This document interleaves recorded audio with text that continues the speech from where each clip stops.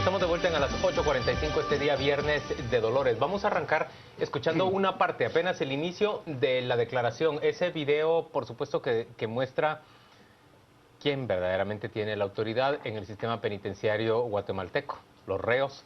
Este video de pandilleros del barrio 18 o de la Mara 18 que justifican o explican esa ejecución que ellos cometieron en contra de un compañero suyo. Vea usted. Este vato fue el responsable de tirar el bombazo en el bus de San José Pinula. Que le quede claro al pueblo de Guatemala que el barrio 18 no tiene nada que ver en los atentados que han ocurrido últimamente. Por ese motivo fue que lo palmamos, pues lo matamos. Atentamente la pandilla 18. La gente que dice eso de afuera igual, ya están igual que él también, ya están muertos y todo, porque él hizo eso sin conocimiento de todo el barrio. Fue individual lo de él y eso no va con nosotros. O sea que nosotros tal vez con pedirle perdón al pueblo. Yo escucho estas declaraciones y pienso lo que muchas personas repiten en redes sociales. La pena de muerte verdaderamente la aplican los pandilleros. En este caso, ellos deciden que este es el responsable del atentado que se produce en San José Pinula y puesto que, como dice Pedro, no fue ordenado por la cúpula de la pandilla, sino que fue una acción independiente o voluntaria suya, es ejecutado, es castigado con la pena de muerte y lo matan adentro de la prisión. Y a dos más. ¿Cómo puede esto compararse con la voluntad de volver a poner la pena de muerte en práctica en nuestro país? Pero es exactamente el mismo método. En primer lugar es que ¿quién les va a creer a ellos que lo mataron por esa razón?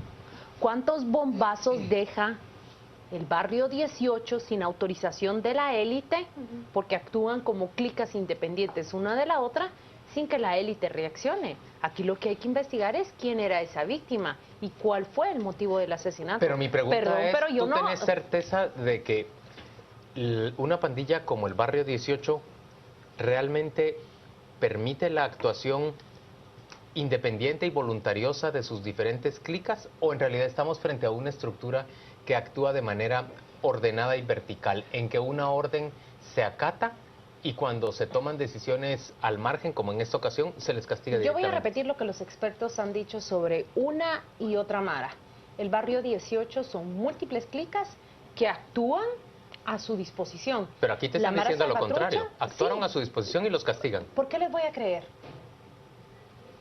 ¿Por qué les voy a creer, sobre todo cuando existen repetidos hechos en los que es la primera vez que esto sucede? Pero quizá hayan sido autorizados por la cúpula de la pandilla. La Mara Salvatrucha, por otro lado, según los expertos, tiene una jerarquía a la cual responden más los subalternos. En primer lugar, pongo en duda que la víctima que está allí en el suelo haya muerto por esa razón.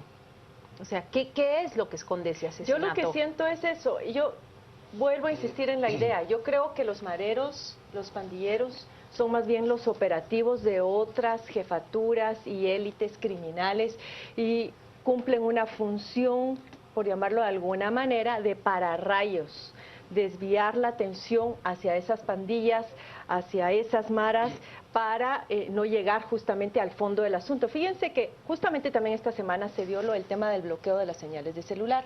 Y aquí tuvimos al licenciado Talamonti, quien es exdirector del sistema penitenciario. Y él, además, que nos comentó que las telefónicas... Se dio esta semana la revocatoria por parte de la Corte de Constitucionalidad de la Ley de Control de Telecomunicaciones. Y el temor aquí era, o más bien la preocupación, que va a pasar ahora que las telefónicas no van a tener ningún rol en el bloqueo de celulares. Y es la primera vez que escucho que alguien lo dice claramente. Dice, aquí las empresas de telefonía no tenían ningún rol, ninguna responsabilidad, ninguna función en el bloqueo de celulares. Nunca lo tuvieron. Esa era responsabilidad exclusiva del Estado. Cuando yo llegué a ser director del sistema penitenciario, las antenas estaban ahí porque Adela de Torreviarte, ministra en ese momento, las había comprado. No se habían instalado sobre pretexto de que no había dinero. Yo conseguí dinero, se colocaron en 11 centros de detención, quedaron pendientes 11 más. Ahora, ¿Por qué era que no se colocaban? Él decía, bueno, porque habían intereses al seno de las instituciones públicas que no estaban de acuerdo con la instalación. Y luego no basta con instalarla, sino que tienen una especie de graduación, como especie de frecuencia, en donde tú la puedes poner en lo más alto y se bloquea absolutamente la señal de celular, o la puedes bajar y medio puede entrar. Entonces lo que hacen en algunas ocasiones es que, aunque está instalada la antena como funciona en el preventivo de la zona 18, parece ser que la gradúan en lo más bajo para que todavía haya posibilidad de que haya comunicación. Las empresas de telefonía, al contrario, se oponían porque la gente que vivía en las áreas circundantes se quedaban sin señal y ellos recibían muchos reclamos. Pero vamos a que esas estructuras están instaladas en el Estado. Mira, en la cárcel es el lugar donde más se cumple la ley. En la cárcel es el lugar donde más normas hay y no se discute el cumplimiento. Te lo voy a decir por pasiva. La cárcel es un ejemplo de cómo debería funcionar el Estado, porque hay tolerancia cero. Lo que pasa que en la ilegalidad y con la autoridad de quien la impone. Pero te estás hablando de la cárcel... En general, en las cárceles. En un país ideal. No, en cualquier cárcel. Y en estos es donde más autoridad hay que en un país ideal. Aquí hay quien manda y quien pone las normas. No tengan la menor duda, no tengan la menor duda. Yo sí creo, a diferencia de lo que dice Claudia, que puede ser como ellos dicen que fue. Sí lo creo. Porque más adelante lo justifican. Ellos dicen, no estamos dispuestos a correr el riesgo que ya pasó otra vez y asumir las consecuencias de aquella vez que la tomaron como nosotros. Por eso no queremos el mismo problema. Por eso hemos actuado así. Es decir, yo sí creo que puede ser. También puedo justificar vuestra teoría, pero yo sí creo que puede ser. Hay un punto que ha sacado Juan Luis que nadie ha contestado y que yo quiero contestar. ¿Es esto igual que la pena de muerte del Estado? Yo ya me he confesado antipena de muerte por activa y por pasiva, pero mi respuesta aquí es no. Mi respuesta es no.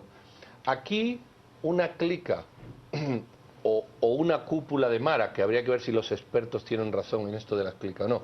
Yo creo más en el autoritarismo piramidal de estas clicas que en la dispersión de órdenes.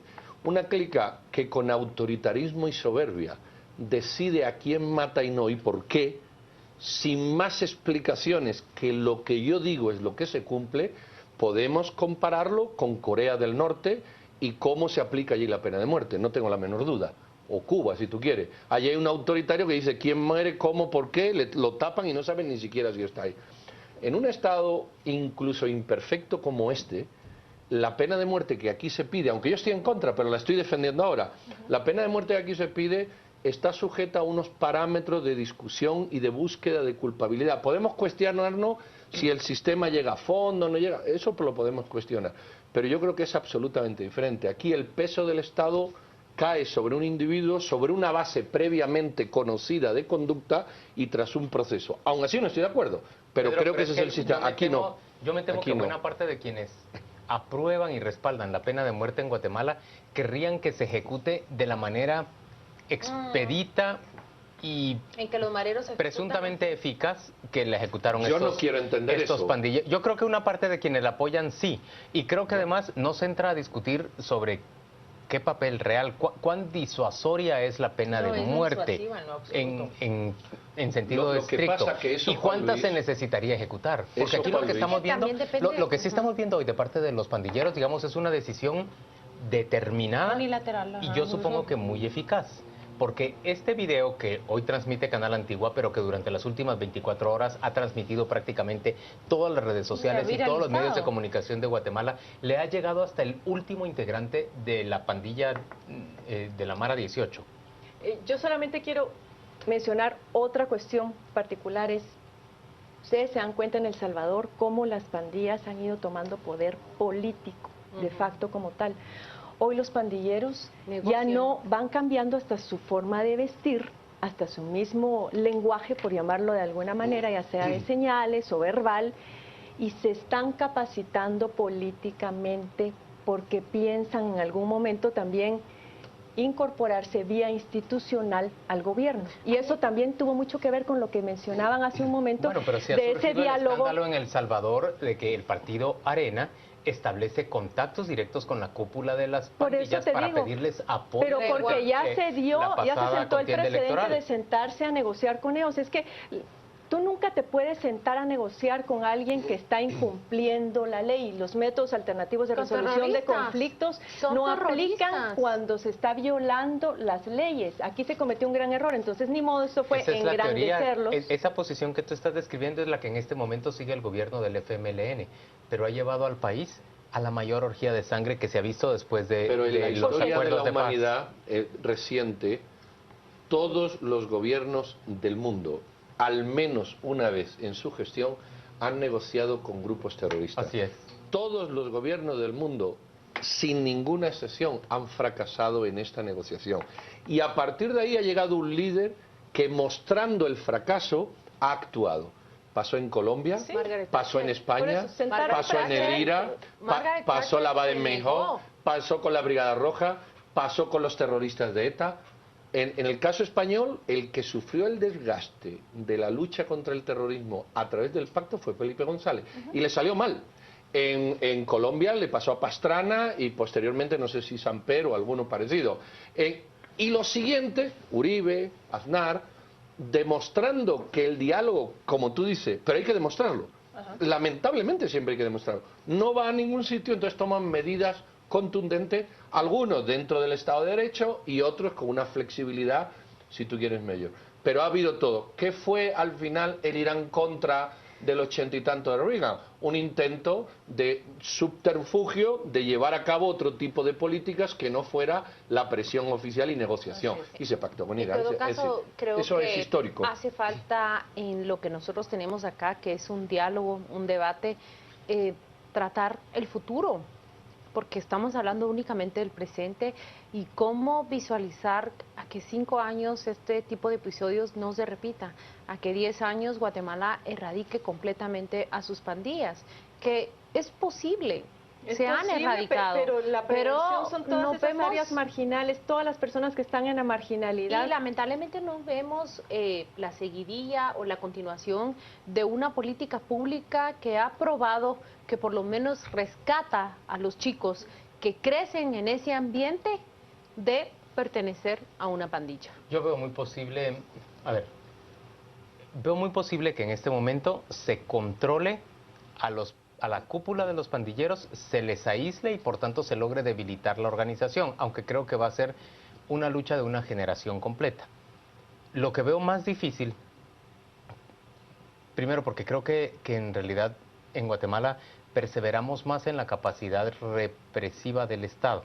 Lo que veo más difícil es prevenir que más muchachos de la siguiente generación se sumen, porque se necesita un tejido social muy sólido, muy fuerte y muy bien enraizado y muy bien coordinado para que una cosa así se logre. Hay que rescatar a los Si actuales. las alcaldías, por ejemplo, si la alcaldía de Álvaro Arzú quisiera realmente entrar en este tema, si las iglesias de diferente denominación quisieran entrar en este tema, si el Estado en su conjunto, vía Ministerio de Salud, Ministerio de Educación y los diferentes programas que existen, quisieran entrar en el tema, se requeriría de una coordinación casi perfecta de concierto, de orquesta o de ballet. No existe ahora. No lo existe. Y una buena y política no tenemos, social que tampoco Ay, y no sí, tenemos pero- ese nivel de liderazgo político para Pero hay alcanzarlo. un estudio que quien quiera estudiar las pandillas, sus efectos y sus dinámicas internas y externas, es un sociólogo estadounidense que se dedica a estudiar pandillas en Honduras, El Salvador y Guatemala, y encuentra justamente el rol que juega la iglesia neopentecostal de barrio, la chiquita, la más pequeña, en el rescate de los que hoy por hoy A nivel pertenecen célula. a la pandilla. Es prácticamente a nivel célula que se combate una pertenencia a nivel célula. Y llegas a un momento a descubrir la teoría de ese sociólogo que dice qué lo rescató y qué lo limpió. Que en la iglesia, a través del testimonio, él llega a confesar: maté, robé, delinquí. Y que hay una comunidad dispuesta a darle recibirlo. soporte, pero también está la otra parte que es, digamos, más racional, más de realidad, y es mientras siga prevaleciendo la falta de empleo en el país y esa falta de oportunidades, porque una cuestión es el soporte moral, el soporte emocional, espiritual. Pero otra cuestión es atenerse a la realidad. Son jóvenes excluidos del sistema educativo, de las oportunidades de empleo. Estamos viendo cómo la pobreza en el país se está extendiendo y más bien las ofertas de empleo se están haciendo cada vez más escasas. Estamos pasando por una situación bastante difícil y no solamente a nivel de jóvenes, también a nivel de nuestros adultos. Lamentablemente no se percibe que haya en el ambiente políticas de seguridad del todo fuertes y con el suficiente convencimiento por parte de las autoridades públicas orientadas a la prevención. Casi todo es reacción y percepción, ¿verdad? Manejar la percepción es sacar siempre más policías a la calle, más ejército a las calles. Y tampoco esa política social que va muchísimo más allá de las transferencias monetarias y la bolsa solidaria, etcétera, etcétera. Mira, yo no soy sustancialmente muy creyente de vuestras teorías. No digo que la rechace, sencillamente digo que no soy sustancialmente creyente. Se lleva, ¿qué? 100 años luchando con el alcohol. ¿100? Me quedo corto. No se arregla el problema. Se lleva 50 años luchando con la droga. No se arregla el problema. Y nos vamos a pegar 150 luchando con las maras y no vamos a arreglar el problema.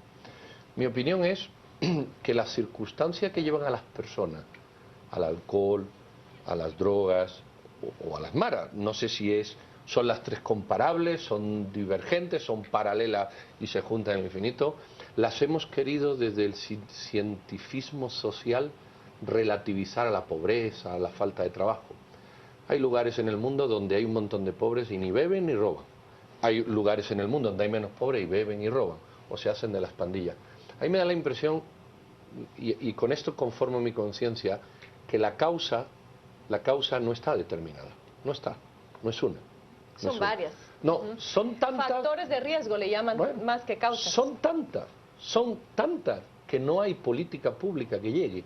Tú haces una política pública de prevención del consumo de drogas. ¿Habrá más políticas públicas de prevención del consumo de drogas que en Estados Unidos? ¿O en Suecia, o en Noruega, o en los países europeos? Donde más se consume. ¿Habrá más políticas de anticonsumo de alcohol en Estados Unidos? Es por lo que la gente más muere del mundo. Yo creo que no va por ahí. Yo creo que hay algo que es... Y lo voy a decir, y va a decir, bueno, con eso cierras el mundo. Posiblemente. Somos 7.000 millones de ciudadanos en el mundo. Y hay un 0,026% que son autodestructivos. No le dé vuelta. No le dé vuelta. ¿Significa que eso no vas a hacer nada? No, no estoy diciendo eso. Significa que es que da igual lo que hagas. Tú puedes gastar cientos de miles de trillones de billones de dólares en prevención. Pero no vas a conseguir. Claro, dicen, lo he reducido a 0 puntos. En Estados Unidos es donde más droga se consume. Y hay millonadas por años invirtiendo. Pero hay un control de daños y de consecuencias. Y sobre todo hay un control, o puede hacerse un control de esa... Se puede mejorar mucho. No voy a decir esa generalización, pero sí esa suma constante de jóvenes a las pandillas. Eso no es normal en una sociedad. Vamos a una pausa comercial y volvemos dentro de muy poco.